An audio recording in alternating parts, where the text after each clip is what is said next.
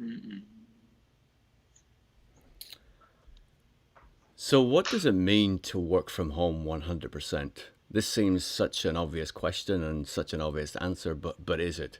What does a hybrid model mean? These are again some really simple questions, but actually very quite complex answers.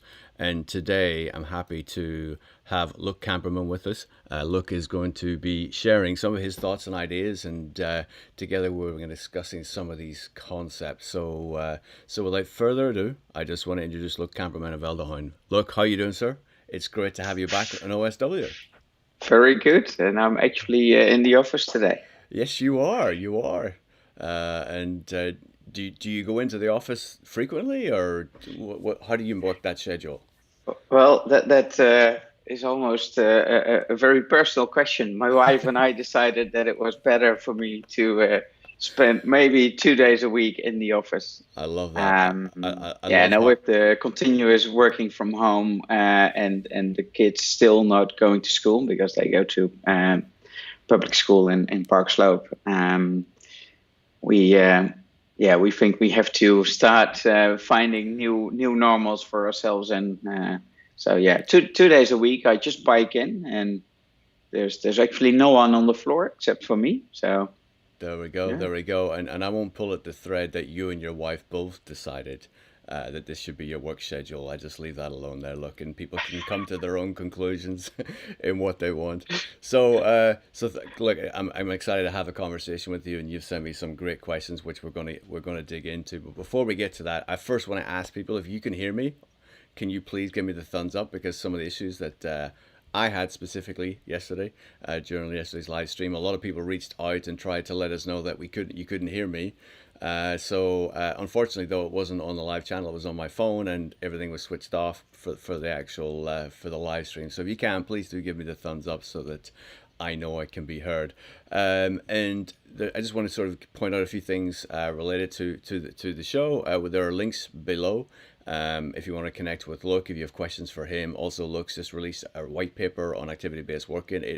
I'm working my way through it. To say that there's a lot in there would be an understatement, and there are so many snippets and tidbits that are so important that I've taken them, and I'm going to be sharing that with my organization and my executive team at NASDAQ to sort of give guidance and sort of ways of thinking. And I encourage you each to sign up and actually get a copy of it yourselves.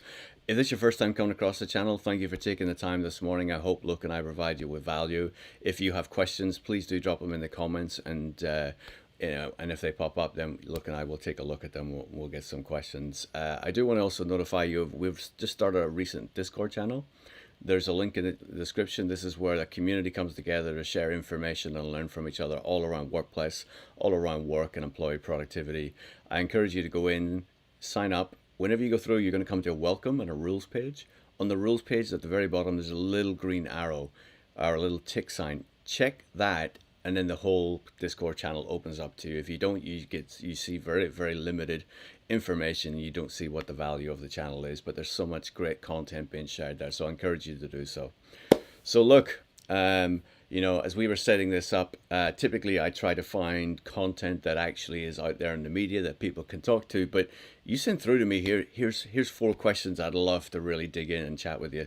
And I looked at it and I went, well, I don't really need to do any homework on what the content is, because I think what you've sent through is at the forefront of everyone's mind, be it an executive, be it a company owner, be it HR, be it workplace, be it technology, whatever it is. And I think it's really important that we kick in with this. And I just want to sort of kick off, because the first question you sent through is, what does it mean to work from home 100%? And the answer seems so obvious, so I just want to throw it out there. Isn't the answer just obvious? Uh, no, I think it isn't. It probably is for everybody, who's listening into this, and welcome, good morning or good evening, everybody. Um, Now, what concerns me a little bit is that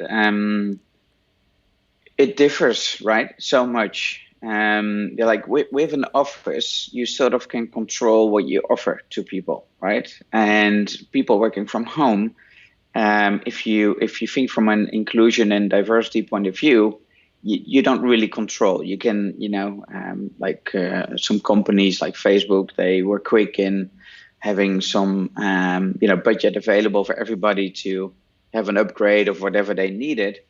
But at the same time, the Leesman data from working from home is showing that it makes a huge difference if you have a separate room, like a working room for you at home, if you have a dedicated work spot, or if you don't really have anything at all and you Mm. just, need to use any sort of spot in at home.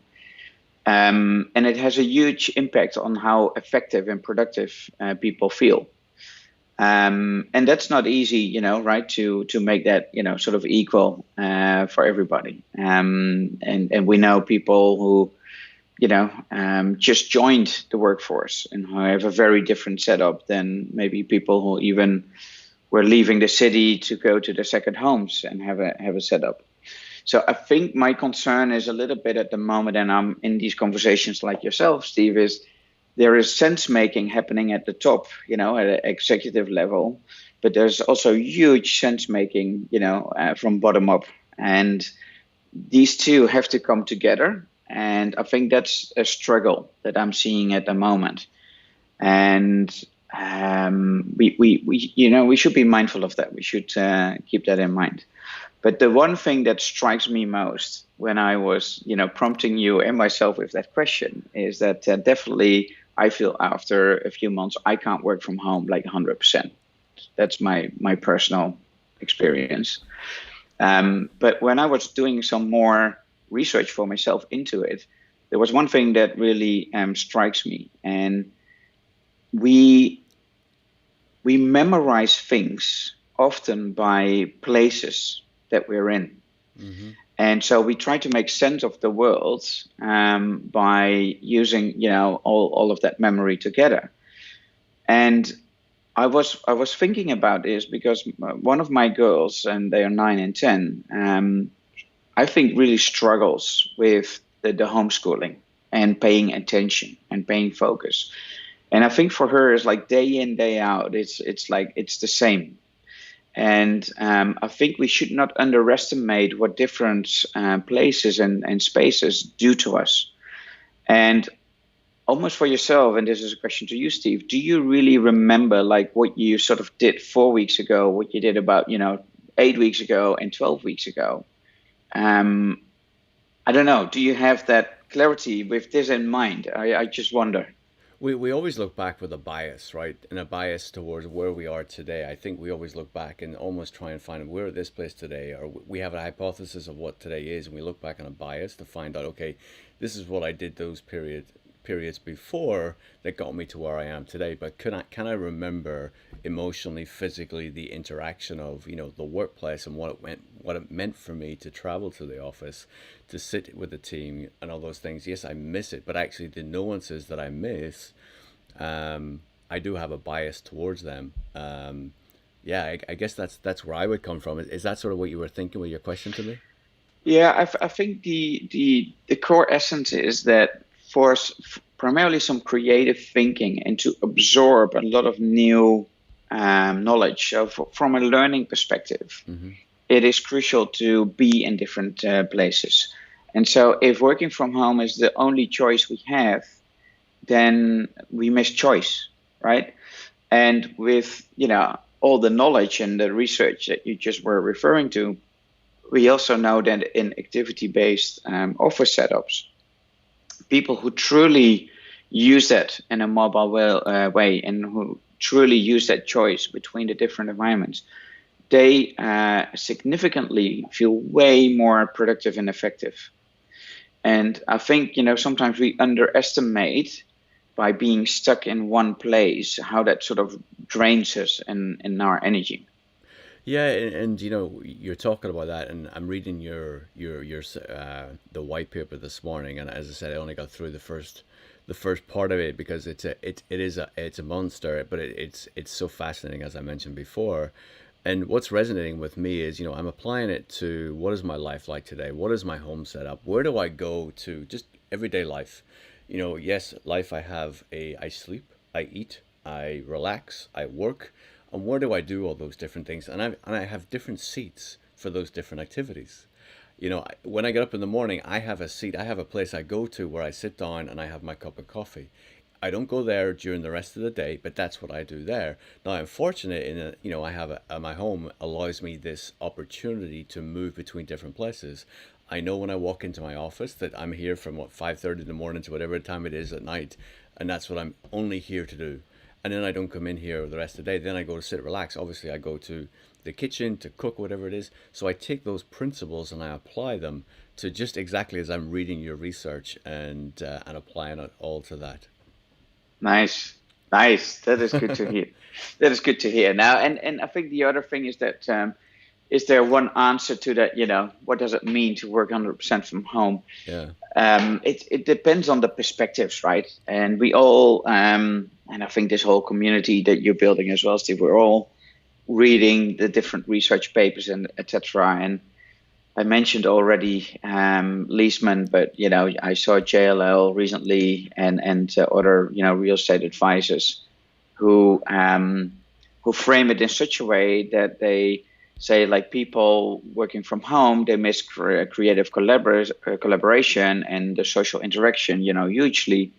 So therefore there is the office is needed. So the Mm-hmm. office is not that. And I guess if you look at Leesman, we see that people working from home on a 100-point scale, they score 74, whereas average officers score 63. So the Mm-hmm. overall effectiveness and the sense of productivity is much higher. Yeah. But then, and I think you referred to it in your chat with Phil Kirshner as well, JP Morgan is saying like it has impact on the productivity levels and they Right. want to bring most of their people back to the office. So I wonder what sort of data people are using. And for me, data is essential, but most important is are you asking the right questions? Right. And so there is in almost should not be one answer to, what does it mean to work from home or, what is a hybrid model? But are you asking the right questions to yourself so that you can start finding the right answers? So, what is the right question to ask then? That will again differ a little bit per organization, but you have to start from your strategic planning perspective, right? Who do you want to be as an organization? What are you after, and how are you getting there? And that should always be your starting point. And I feel I actually miss that at the moment. That also some of the conversations that I'm in, it's the jumping ahead. It goes from one extreme to the other extreme, and people can work from home. They seem to be productive. So, or like JP Morgan, they say they're not productive, which I don't fully understand what they're doing wrong then, because Leesman generally showing that everybody almost feels more productive at home. But the question then is that the one single thing that is important to you? Mm-hmm. What about well-being? What about work-life balance? And what about less carbon-based emissions?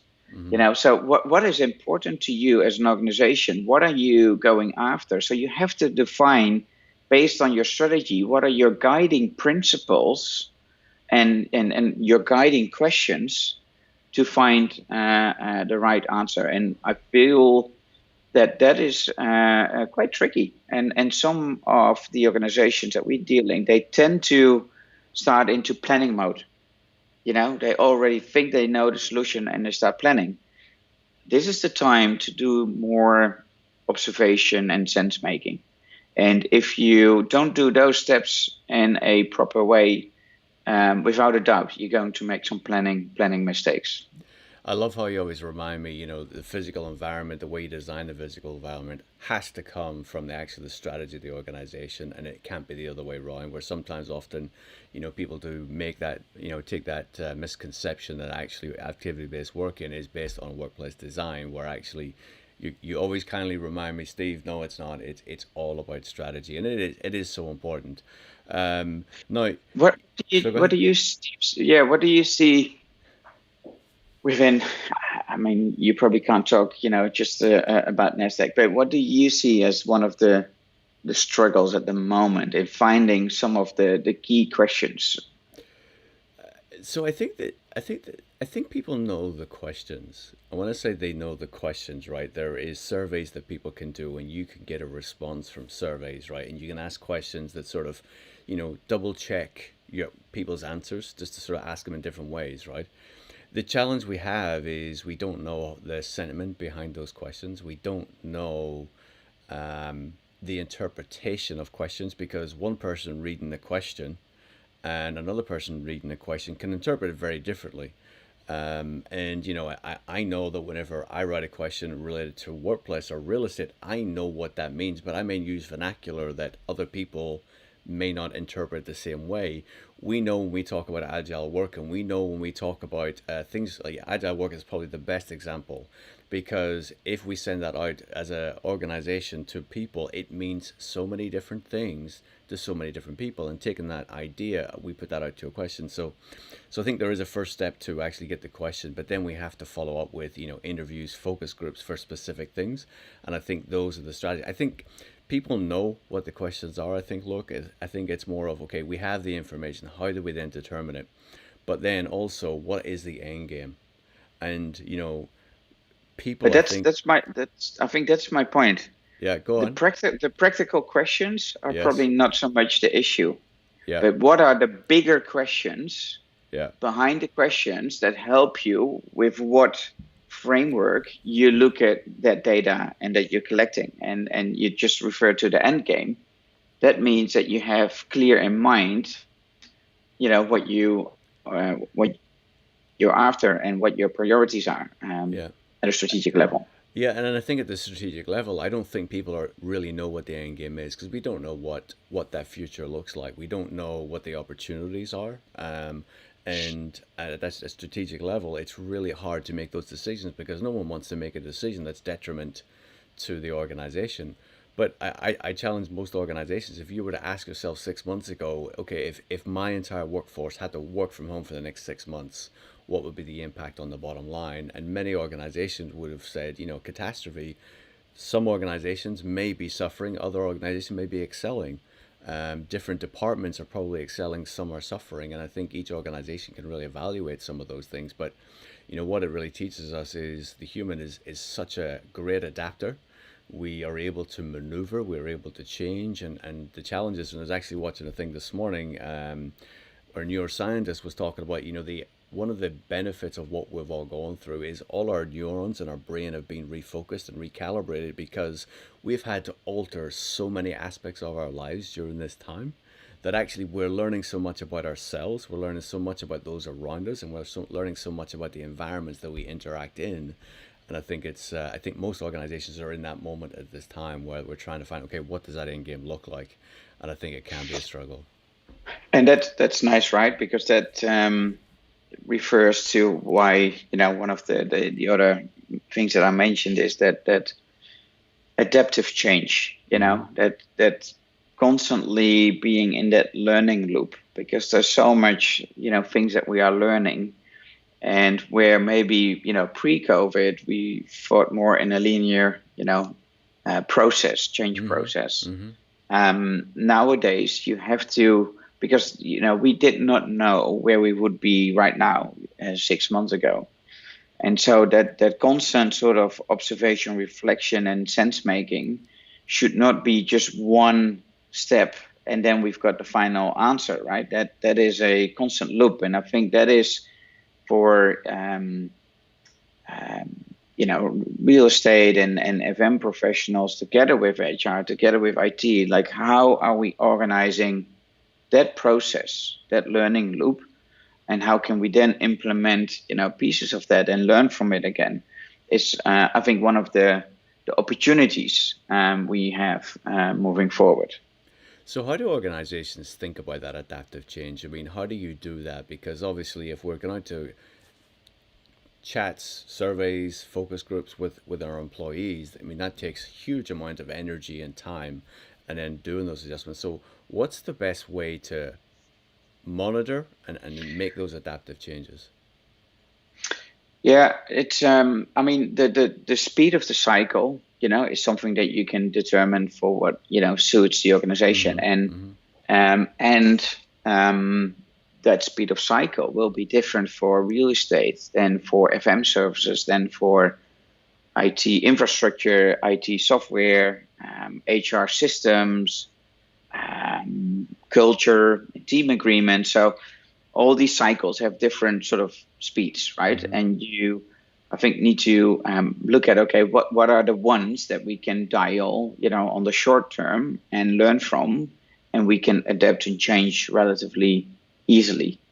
Of course, at the end of the day, there are bigger ones, and this, like, if you have a lease deal and a refurbishment, etc. Yeah, you're not doing that every year, right? Right. Or Right. and yes, there is a change happening in the real estate market, and more flexibility is what we are seeing, and the whole co-working and flex spaces have a huge impact on those cycles Mm-hmm. and what they look like. Um, the the key thing is indeed to find that process of constant sort of, setting your aspirations and your vision, exploring, being clear on what are the measures and what are we observing to give us, intellectual data. How do we do, and this is for me is important, how do you do the sense making? And the sense making is not just by these professionals, but indeed with people who work in this way and in different ways. And that to me is like an important thing, that is not like one loop now, Mm-hmm. and then we think we got it for the next 1 or 2 years, and then we'll do another Right. loop. Yeah. That is like, how can we build that into the organization, and then how you respond to that. Needs to be more agile and adaptive than probably what we had, in the past 10 years. Yeah, and I think what we've seen over the last 6, 7, 8 months, and what we sort of foresee in the future is, perspectives have shifted dramatically. Perspectives from the organization, from leadership, but also employees, and how that differs through the entire, portfolio, if you want, or the different businesses or locations that businesses operate. The perspectives is just like, it's just, I can't get over the change. And I give you a tidbit, many people I talk to where their organizations were absolutely 100% assigned seating, but actually, and employees too, that's all shifted. People want to be more adaptive, people want to be more mobile, people want autonomy. And how do you then provide that autonomy? But then how do you do that so it's not detrimental to the organization, that it's achieving the team goals, it's allowing the individual to achieve their individual aspirations also. Yeah, So it really is the adaptive change model. I actually love that principle. yeah, and I'm with you. I mean, there has been a huge mental shift, right? And what Yeah. we think is possible, and what we didn't foresee, being possible in the near future. And so that sort of that unfreeze moment has happened, and unfortunately for quite a dramatic, health reason. Mm-hmm. Now, we need to use that momentum rather than to go back into a freeze, which is the old change model. We need to have now that momentum of, okay, if we are in the unfreeze momentum, how can we, learn and adapt our change here? And the key thing for me is the fact that we started working from home in big volumes doesn't necessarily mean that the organization was ready for it. So you can be ready for it, from a technology point of view. You can be ready for it by supporting people a bit in the physical space they have at home. But it's like with individuals. You go through different development stages, and it is very hard, if not even impossible, to jump stages. There is research that backs up that you have to go through the different development stages, and for organizations, that's the same. So the fact that you started working from home doesn't mean that the organization culturally is really ready for it.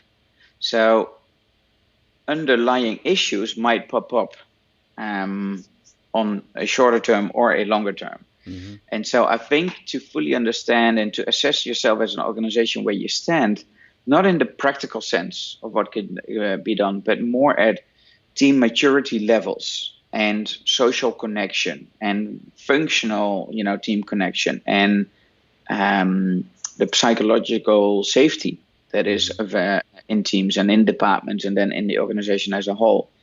I think if we do not take that into our consideration and have a good assessment of that, it could potentially be, dangerous on the longer term and what we decide now and how we do it. Yeah, and you talk about psychological safety. Whenever employees are responding to these surveys, how much do you think psychological safety plays into the fact that they may want to work from home more days given the environment we operate in? I think that is absolutely, it's. I always say when I do surveys with our clients, of course you try to back it up with the right research and methodology and the right type of questions, etc. But people are fantastic in lying to themselves. So if you, for example, ask people how they spend their day, they often don't have a good idea of how much time they spend on emails and calendar and all those sort of things, just to give you an example. And so you have to be careful. And people respond to the context that they're in, right? So I think it was with the IFMA community who recently did this global Delphi research. And 250, global professionals, and I think you and I amongst them, Steve, responded to who should lead this work, of the future model. Yeah. And they pushed it to HR. I think it was 62 or 65%. Who think that HR is in the lead. And I think that is also looking back at the fact that HR, in their view, was not really having a seat at the table in the past, and that led to frustration. But I think we need to be careful that we don't push it into each other's lap now. Mm-hmm. This is a collective responsibility, and this is something we should do together. And I think it's not that real estate or FM or workplace strategy teams should, just push it out to HR, because what I'm seeing at the moment is that it's happening a little bit, but you don't want it from one silo, to be jumping to the other silo, where there's also a little bit of, okay, what do we do with this? Because HR is great in certain things, generally speaking, maybe not so great in other things. So rather than doing that, I think it's more the collective question, like, hey, how do we all have that seat at the table? How do we work together in the light of business strategy, the culture that we're after, how we think we can become and continue to be that winning team? Yeah, no, and you certainly went to where I was going to go. I mean, who should be leading it? And I do think it should be a collaborative, cross-functional team that actually puts it together, because there are specialties that are required for whatever we think of the future of work, and everyone needs that seat at the table, but they also need to be hearing each other's stories. They need to be involved at each other's conversations, and also interactions with employees, because there are going to be snippets of information that actually will resonate differently to each of those segments, and the importance of those service functions, for want of a better word, within organizations to deliver that experience to employees is imperative.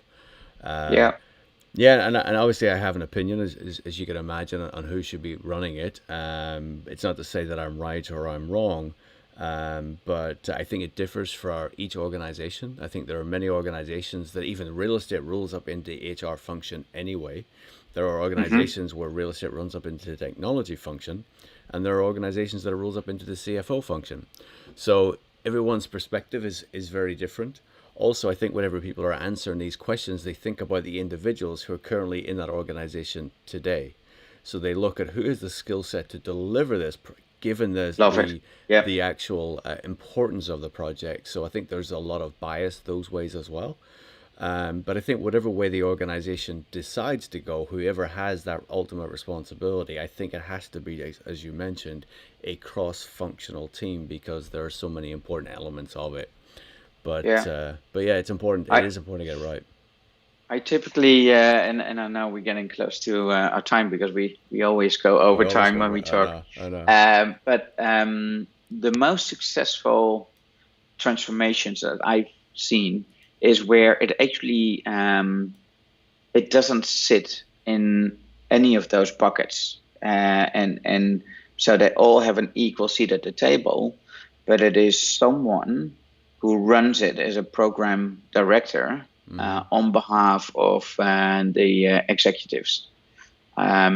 Because then you don't have in the decision making or the preparation of the decision making that is a chance of always two eggs in one basket. So that would be my advice. So Um, who would be that candidate you would think about? Is it someone? Yeah. it could be someone who has been in the organization for many years, knows it well, or again, if you're moving to a slightly new direction, it could even be someone new. Mm-hmm. But I think it's important to know and to have a sense for different parts of the Mm-hmm. organizations and for stakeholders and stakeholder mapping. But it could be someone who has been running general project management roles, Mm. or who has been. But I think someone who's out of the system a little bit. Like you're still in the system of the organization, Right. but if you are too deep in the system or in one of the silos, sooner or later, that will hinder you, Mm. and that will decide, where you're going. There's so many more things I want to ask you. So many more things I want to say. Look, but obviously our time is way past, and we do need to wrap this up. I just want to be conscious of your time. But look, I want to thank you for the conversation. I always enjoy chatting with you. I always learn things. I want to thank you for sharing the white paper that you've put together. I think it's a great resource for the industry, and people should go check out the link below and get that white paper and do review it. I think there's information in there that is really important. And if you made it all the way through watching the interview, thank you. I appreciate it. Please do subscribe to the channel, hit that notification bell, do share the video and sort of the insights with others. And don't forget to join up with that Discord channel. There's a lot of really interesting people with really interesting insights that I hadn't seen before sharing information on that channel. So look, thank you. I appreciate it, mate. Thank you. Thank you, Steve. Have a Cheers, lovely mate. day. Thank you, man.